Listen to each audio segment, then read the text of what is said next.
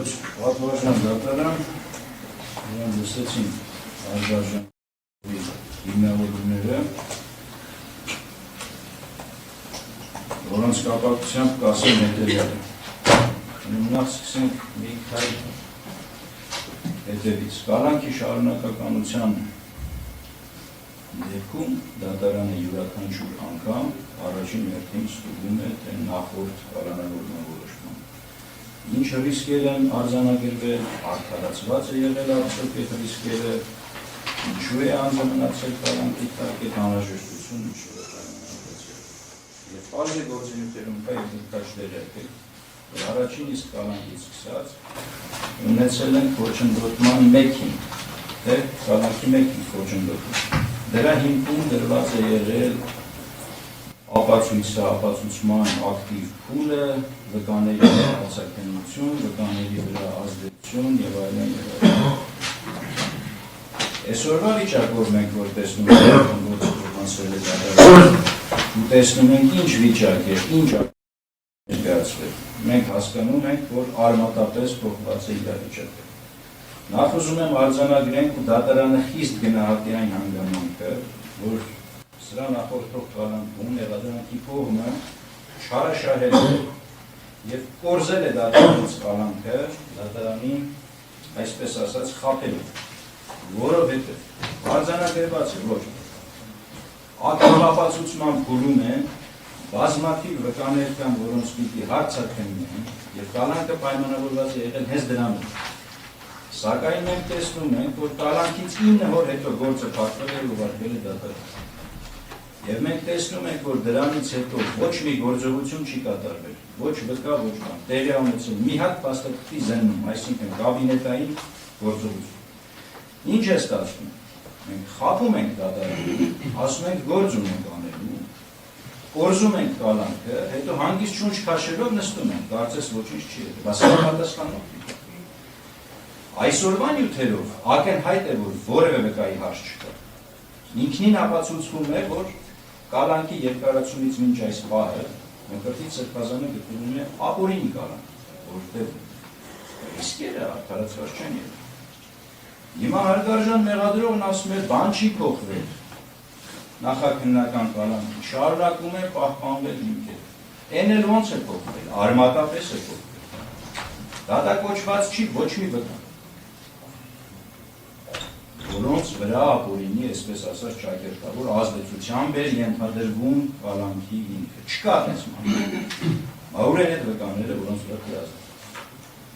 Մեղադրողն ասում է ապացույցներ հետազոտելուն խոչընդոտի։ Մեղադրական եզրակացության մեջ նշված է 4 ապացույց։ Ուժողների ցուցմունք եւ զննման արձանագրություններ տեսանյութեր։ Հասկանալի է, որ տեսանյութերի զննումներին տեսականորեն երբ ազդեցություն չի։ Իմ գնահատմամբ լուրջ չէ մտածել, որ ուժողների վրա սրբազանը կարող է ազդեցություն ունեցնել։ Ինչպիսի ուժողների, ովքեր հանրահայտ փաստ են, վայելում են երկրի քաղաքական բարձրագույն իշխանության հովանավորությունը։ Մեդիա դաշտում հարցազրույցներ են տալիս, իրենց դիրքորոշումներն անկաշկանդ հայտնում են։ Նույնիսկ կարգառույց լինելուց հետո շարունակում են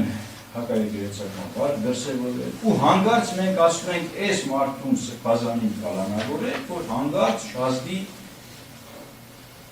ուժողի վրա, իսկապես։ Ես կխնդրեմ լրացուցիչ ուժողները դիրքորոշում հայտնեն։ Դուք մտածում եք, որ կարող է փոխել ձեր ցուցմունքները, կարող ազդի ձեր վրա սրբազանը։ Ես այն նաև չարաշահման կոնտեքստում դատարանին ներկայացնեմ երկու բան։ Դեռևս հոկտեմբերի 24-ից ու նոյեմբերի 10-ից ուժողների նկատմամբ կիրառված է հատուկ պաշտպանության միջոց։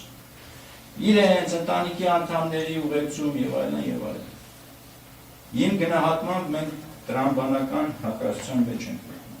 Պետությունը կիրառել է պաշտպանության միջոց, այսինքն ծախս անեն բյուջեից, ոստիկանները տրամադրել, հսկեն ես մարդկանց։ Հետո ասում ենք սրբազանին կալանավոր եք, որ հանգարց սրբազանը չազդի։ Այսինքն այս պաշտպանության միջոցներն ինչին համար են ունում են պետք։ Այսինքն մենք ունենք լրացուցիչ երաշխիքներ, որոնցով հարգարժան մեղադրողը, որ մտահոգություն հայտնում, որ հանգարց ուժողների վրա կարող ազդեցություն լինի, պետությունն են գլխից պաշտպանել է։ Եվ այս միջնորդությունները նախաքննական, այս որոշումները նախաքննական կալանքների քննության ժամանակ չեն ներկայացրել դատարան, այնինչ պարտավոր էին ներկայացնել։ Սա կորզելու հաջորդ դրսևորում։ Հիմա ինչ վիճակ ունենք։ Ունենք ընդհանրապես հարցաքննության ենթակա երկու դժող, որոնց պետությունն ամբողջ ուժով պաշտպանում է։ Պաշտպանական միջոց է կիրառված, ուրիշ վկա չկա։ Բայց ասում են խոչընդոտ, խոչընդոտելը ո՞նց մի դրսևորում։ Նույնիսկ տեսական հնարավորություն խոչընդոտելու դրսևորում։ Մենք այսօր չունենք։ Եվ ես գտնում եմ ոչ միայն կալանքի, այլև որևէ խափանման միջոցի կիրառման հիմք այս պահին վերացված է։ Ունենք ընդհանրապես մեկ հիմք, որ վկաների վրա կարող էր ազդեցություն գործել տեսականորեն, այն էլ իսպար չկա,